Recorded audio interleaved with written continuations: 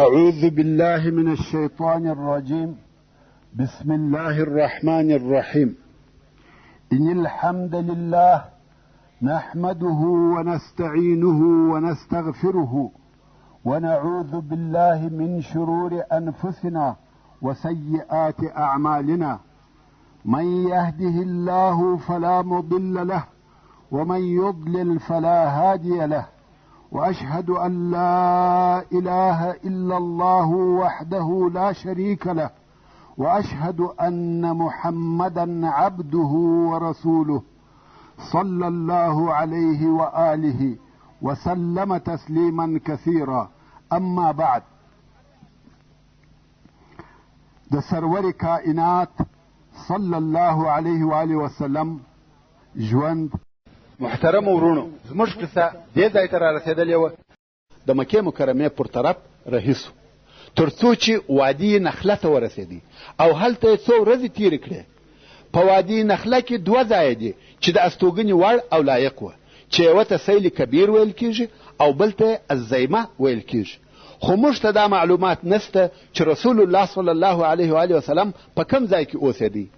په دغه وخت کې چې رسول الله صلی الله علیه و آله وسلم دلته اوسېدی، الله عز وجل د پیرانانو یوه ډله ورته راولېږل چې د رسول الله صلی الله علیه و آله وسلم څخه قرآن مجید واوري. او دغه د پیرانانو واقعه الله عز وجل په قرآن کریم کې دوه ځایه ذکر کړې ده.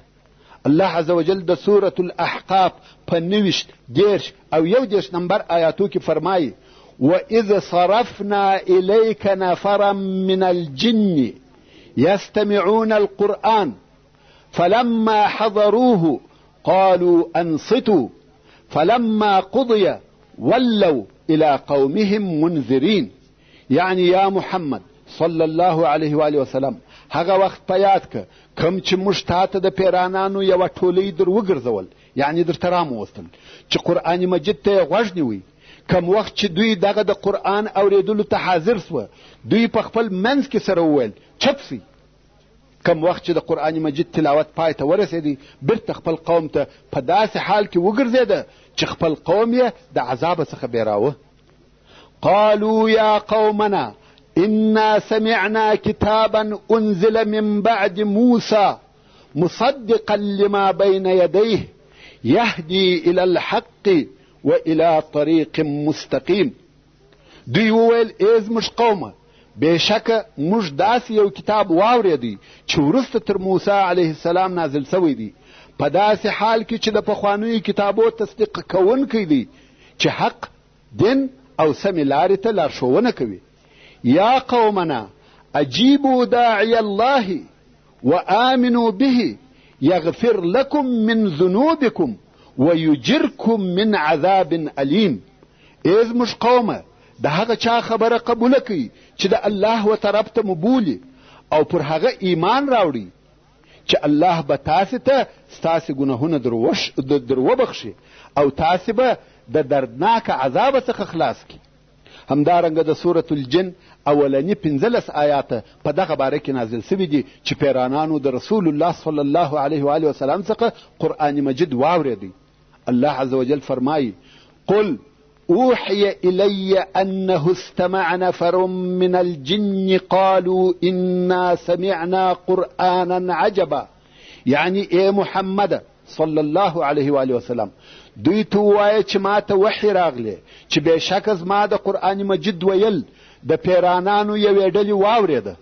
کم وخت چې دوی هغه خپل نور قوم ته ورغله، ورته ویې ویل بېشکه موږ په فصاحت او بلاغت کې یو عجیب قرآن واورېدی، یهدي إلى الرشد فآمنا به ولن نشرک بربنا احدا. داسې قرآن چې حق او ایمان ته لارښوونه کوي، نو موږ پر هغه قرآن ایمان راوړي او پس له نن څخه به بل هیڅوک د خپل رب سره شریک نکو. وانه تعالی جد ربنا ما اتخذ صاحبة ولا ولدا. او بېشکه چې زموږ د رب شان ډېر لوړ او لوی دی، الله عز وجل نه ښځه لري نه اولاد، لکه څرنګه چې د انسانانو او پیرانانو کفار او مشرکان داسې وایي. محترم ورونو، قصه خو داسې وه کم وخت چې رسول الله صلی الله علیه و آله وسلم د طایف څخه په هغه شکل سره راووتی چې نه څوک مسلمان سو او نه چا د صلی الله علیه و آله وسلم دعوت او خبرې واورېدې، نو رسول الله صلی الله علیه و آله وسلم د شک وتلی ډیر خفه، غمجن او ناامیده و چې ولې داسې پیښه سو، د اسلام او دعوت کار ولې مخته نه ځي. الله عز وجل دا اراده وکړه چې دغه غم او پریشانی پر خپل حبیب محمد مصطفی صلی الله علیه و آله وسلم سپک کړي چې ته مخه پکېږه. که انسانان ایمان نه راوړي، هغه دي پیرانان ایمان راوړي. او د آیاتو د تلاوت څخه دا معلومه او روښانه ده چې رسول الله صلی الله علیه و آله وسلم د دغه پیرانانو په راتګ او د قرآن مجید په اورېدلو او د هغو په ایمان راوړلو نه خبر، بلکې الله عز وجل د وحی په واسطه په دغه حال خبر کوي. او د پیرانانو د راتګ قصه چې ولې پیرانان دلته و رسول الله صلی الله علیه و آله وسلم ته راغله داسې وه. د رسول الله صلی الله علیه و آله وسلم تر بعثت د مخه پیرانان و اسمان ته ورنږدې کېده او د ملائکو خبرو ته یې غوږ نیوی او د ملائکو ځینې خبرې به یې اورېدلې. ملائکو به په خپل مابین کې ځینې الهي امرونه سره بیانول، مثلا ویل به چې الله عز وجل امر کړی دی چې وفلاني ته دې زوی ورکول سي، یا د فلاني رزق دې کم یا زیات سي. پیرانانو به دا خبرې اورېدلې او بیا به دغه خبرې د جادوګرانو او کوډګرانو په واسطه په خلقو کې نشرولې. همدغه سبب و چې همیشه به کوډګران او جادوګران پر خلقو او د هغو پر عقیدو مسلط و، لکه څرنګه چې دغه موضوع په حدیث شریف کې هم ذکر شوې ده چې جن به یو د بل پر اوږو سپرېده او د آسمان و خبرو ته به غوږ نیوی، خو د وحیو او قرآن مجید په نزول سره دغه لار پر پیرانانو بنده سوه. د آسمان د طرفه به پیرانان د غوږ نیولو په وخت کې په اور سره ویشتل کېده. الله عز وجل د سورة الجن په 8 او 9 نمبر آیاتو کې فرمایي: وَأَنَّا لَمَسْنَا السَّمَاءَ فَوَجَدْنَاهَا مُلِئَتْ حَرَسًا شَدِيدًا وَشُهُبًا. پیرانان وایي بېشکه موږ د ملائکو د خبرو د اورېدلو دپاره آسمان ته نږدې سو، ومولیده چې آسمان په سختو چوکیدارانو ملائکو ډک سوی و او په سوځونکو ستورو ډک و. وَأَنَّا كُنَّا نَقْعُدُ مِنْهَا مَقَاعِدَ لِلسَّمْعِ فَمَنْ يَسْتَمِعِ الْآنَ يَجِدْ لَهُ شِهَابًا رَصَدًا. او بېشکه د مخ تر لیږلو د دغه پیغمبر موږ د خبرو د اورېدلو دپاره د کښېنستلو په ځایو کې کښېنستلو، او هر هغه څوک چې اوس اورېدل غواړي د خپل ځان دپاره به سوځونکې لمبه په انتظار کې وویني. یعنی اوس چې موږ و آسمان ته ورنږدې سوو نو هلته مو ولیده چې ډېرې سختې جنګي پیرې درېدلې دي چې هیڅ یو شیطان هم نه پرېږدي چې غیبي او آسماني خبرې واوري، او هر هغه شیطان چې د اورېدلو اراده ولري پر هغه اور اوریږي. او تر دې د مخه دونه سختي او ساتنه نه وه. کم وخت چې دغه د غوږ نیولو لار پر پیرانانو بنده سوه نو هغه مشرانو یې امر وکړي چې ولاړ سئ په مځکه کې وګرځئ، وګورئ چې څه پیښه ده. خامخا یو شی پیښ سوی دی چې زموږ د اورېدلو لار بنده ده. نو د پیرانانو یوه ډله دلته تېرېده او ویلې ده چې رسول الله صلی الله علیه و آله وسلم قرآن مجید وایي. نو پر راټول سو او غوږ یې ورته ونیوی او بیا خپل قوم ته ولاړه دغه حال او خپل اسلام یې ورته ووایه، لکه د مخه آیاتو په ترجمه کې چې درته وویل سو. خو رسول الله صلی الله علیه و آله وسلم ته د پیرانانو راتګ او د قرآن مجید اورېدل یو وار نه دي پیښ شوي، بلکې په وروسته کې نور هم څو واره پیښ شوي دي. یو وخت رسول الله صلی الله علیه و آله وسلم تر مکې مکرمې د باندې د عبادت کولو دپاره ووتی او عبدالله ابن مسعود رضی الله تعالی عنه ورسره ملګری و. رسول الله صلی الله علیه و آله وسلم و عبدالله ابن مسعود رضی الله تعالی عنه ته وویل ته دلته کښېنه او تر څو زه درته ونه وایم ته د دغه ځای څخه مه ښوره. رسول الله صلی الله علیه و آله وسلم لږ ګوښه ولاړی او عبدالله ابن مسعود رضی الله تعالی عنه یې د دغه ځای څخه څارنه او مراقبت کوي. رسول الله صلی الله علیه و آله وسلم هلته لرې پر لمانځه ودرېدی او قرآن مجید په لوړ آواز وایي. په دغه وخت کې د پیرانانو یوه ډله ورته راغله. عبدالله ابن مسعود رضی الله تعالی عنه هلته ناست دی او ورته ګوري. دی وایي چې داسې خلک مې ولیده چې سرونه یې تیره او اوږده اوږده وه. زه پر رسول الله صلی الله علیه و آله وسلم وبېرېدم او ور ولاړ سوم. خو رسول الله صلی الله علیه و آله وسلم اشاره راته وکړه چې کښېنه. زه هم کښېنستم او دوی پر راټول دي.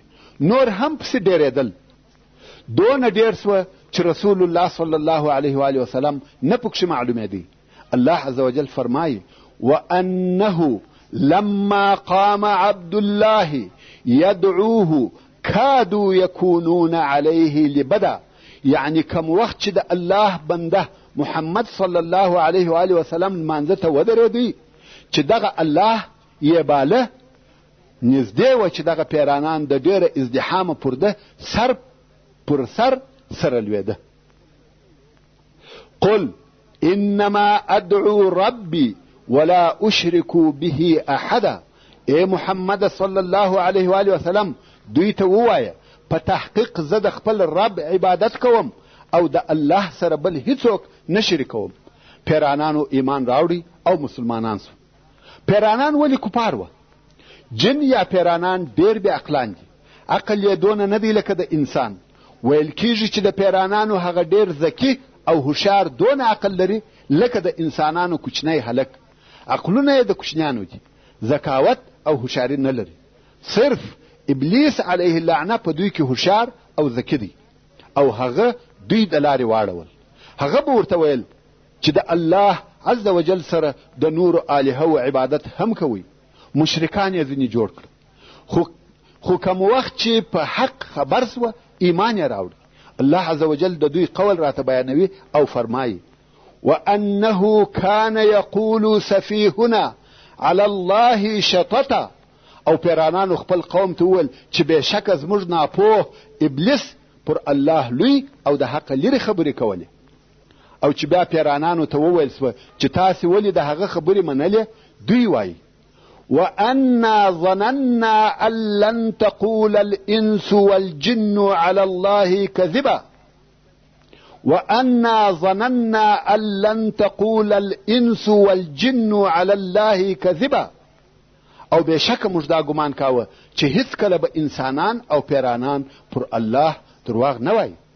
څرنګه چې پیرانان کم عقله دي، دا خیال یې نه کاوه چې پر الله عز وجل دې څوک درواغ ووایي او د ابلیس علیه اللعنه خبره یې ومنل. کم وخت چې دوی ته وویل سوه چې د الله جل جلاله سره نور الهه هم سته، دوی د هغه خپلې کم عقلۍ په سبب دا خبره ومنل او دغه پیرانانو د کفارو او کوډګرانو سره د هغو په ځینو کارو کې مرسته او کومک کاوه او کوډګرانو هم د دوی څخه کومک غوښتی. الله عز وجل فرمایي وأنه كان رجال من الإنس يعوذون برجال من الجن فزادوهم رهقا. او بېشکه چې وه ډېر سړي د انسانانو چې پناه یې غوښته د پیرانانو په سړیو، نو دغو انسانانو د دغو پیرانانو سرکشي نوره هم ورزیاته کړه. د جن او د هغو د کارو په متعلق ډېر آیاتونه سته. مقصد دا چې په دغه وخت کې د قرآن مجید په اورېدلو ډېرو پیرانانو ایمان راوړي او مسلمانان سو. پیرانان وایي وأنا لما سمعنا الهدى آمنا به. او بېشکه کم وخت چې موږ د قرآن مجید هدایت او لارښوونې واورېدې، موږ پر هغه ایمان راوړي. او بیا وایي وأنا منا المسلمون ومنا القاسطون. او بېشکه زموږ څخه ځینې مسلمانان دي او زموږ څخه ځینې د حق لارې څخه په کفر سره اوښتي دي. کم وخت چې دغه پیرانانو ایمان راوړي، نو یې په خپل قوم کې په دعوت سره شروع وکړه. اوس نو که څه هم په انسانانو کې اسلام لږ و، مګر په جن کې نشریږي او پیرانان و اسلام ته داخلیږي. دا هم د الله عز وجل اراده وه چې پر خپل محبوب رسول الله صلی الله علیه و آله وسلم دغه غم او پریشانی کم او لږ کړي. ځکه رسول الله صلی الله علیه و آله وسلم د انسانانو د اسلام راوړلو څخه تقریبا ناامیده سوی و، مګر په جن کې اسلام نشر سو، چې دا ورسول الله صلی الله علیه و آله وسلم ته اشاره وه چې ته مه غمجن کېږه، که انسانان نه وي دغه دي پیرانان ایمان راوړي. او حقیقتا هم اسلام په جن کې نشرېدی. دا د الله عز وجل پر خپل رسول صلی الله علیه و آله وسلم رحمت و چې هغه غم پر سپک کې رسول الله صلی الله علیه و آله وسلم چې به د یو چا د مسلمانېدو دپاره هر څه کوښښ وکړي هغو به رداوه، لکه د مکې مکرمې قریش او بیا تر هغو وروسته اهل طایف. طبعا په دغسې حال کې پس له یو څه وخته و انسان ته ناامیدي پیدا کېږي. 10 کاله د دعوت کېږي، مګر په مکه مکرمه کې تر 80 نفره زیات مسلمانان نسته. رسول الله صلی الله علیه و آله وسلم غمجن و او د دې څخه یې بیره وه چې د دعوت په کار کې زما د طرفه کومه کوتاهي نه وي سوې. نو ځکه الله جل جلاله دغه غم پر خپل حبیب سرور کائنات صلی الله علیه و آله وسلم سپک او په حق سره دغه واقعه او حادثه د سرور کائنات رسول الله صلی الله علیه و آله وسلم د پاره نصرت وو چې د غیب څخه ورته راغلی. اوس نو په دغه نصرت او دغه زیری سره د رسول الله صلی الله علیه و آله وسلم څخه هغه د غم او ناامیدي تورې ورځې کوم چې د طائف د سفر څخه د ده سره ملګري وې استسوې او بیرته یې د مکې مکرمې د تګ عزم او قصد وکړي چې هلته به په نوي شوق او کوشش پر خلقو اسلام عرضوم او الهي رسالت به خلقو ته رسوم. دلته نو زید ابن حارثه رضی الله تعالی عنه ورته وویل یا رسول الله څنګه بیرته قریشو ته ورځې او هغو ته وایستلې؟